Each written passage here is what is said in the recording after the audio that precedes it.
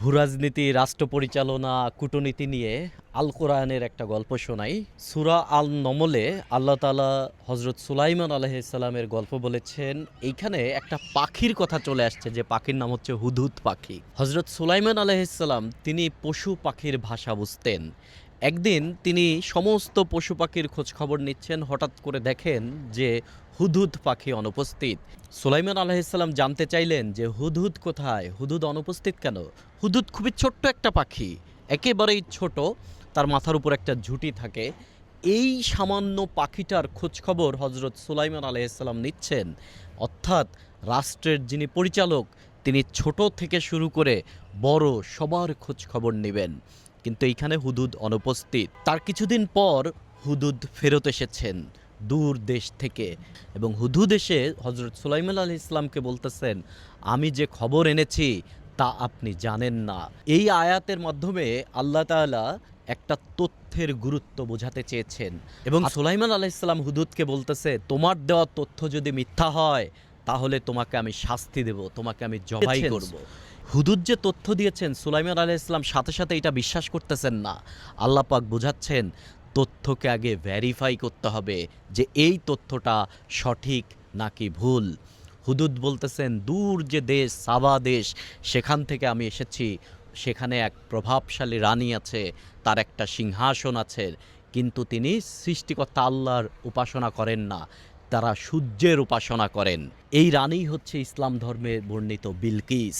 যে সাবা দেশের কথা বলা হয়েছে, বিশ্লেষকরা বলেন যে এইটা বর্তমান ইয়েমেন অঞ্চলের একটা জায়গা।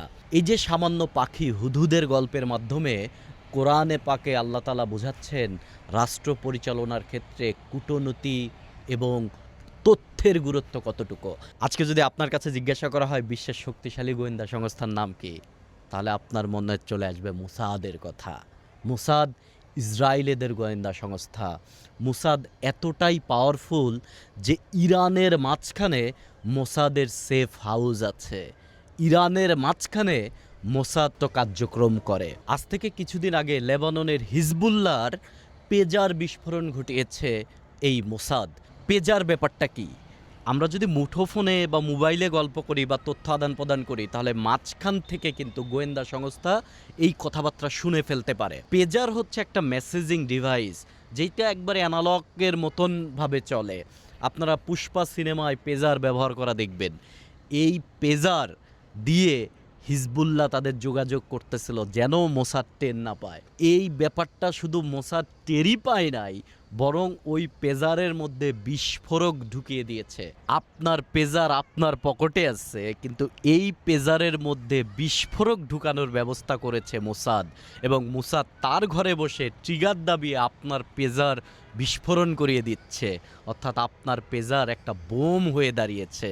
মুসাদ কতটা পাওয়ারফুল। কিন্তু আল কোরআনে আল্লাহ পাক এই হুদহুদ পাখির তথ্য আনা এবং এই কূটনৈতিক তথ্য ভেরিফাই করতে হজরত সুলাইমান আলাইহিসসালামের যে অ্যাক্টিভিটি, এই দিয়ে বুঝিয়েছে বিশ্ব রাজনীতিতে তথ্যের গুরুত্ব কতটুকু। আমরা গোয়েন্দা সংস্থার দিকে যদি মনোযোগ না দিই, গোয়েন্দা সংস্থাকে যদি ইফেক্টিভ না করি, তাহলে সঠিক তথ্য আমাদের কাছে আসবে না। আর তথ্যের অভাবে যুদ্ধে বলেন, কূটনীতিতে বলেন, যে কোনো কিছুতে বিশ্ব রাজনীতিতে টিকে থাকা মোটামুটি অসম্ভব।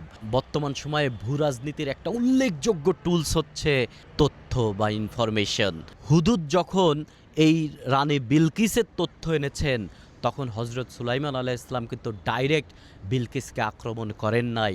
প্রথমে হজরত সুলাইমান আলাইহিস সালাম বিলকিসকে একটা কূটনৈতিক পত্র দিয়েছেন।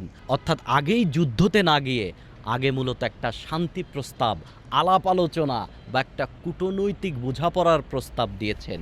এই জন্য প্রথমেই সংঘাত নয়, প্রথমেই আলাপ আলোচনা, কূটনৈতিক টেবিলে সমস্যা সমাধান করার চেষ্টা করতে হবে। হুদহুদের মতন তথ্যের দিকে নজর দিতে হবে, অর্থাৎ গোয়েন্দার বাহিনীর দিকে নজর দিতে হবে। তথ্য যত সমৃদ্ধশীল, আন্তর্জাতিক আলাপ আলোচনার টেবিলে আপনি তত এগিয়ে থাকবেন। এটাকে বলা হয় ডিপ্লোম্যাটিক ক্যাপিটাল। কেননা আপনার কাছে তথ্য আছে, আর ইনফরমেশন ইজ পাওয়ার।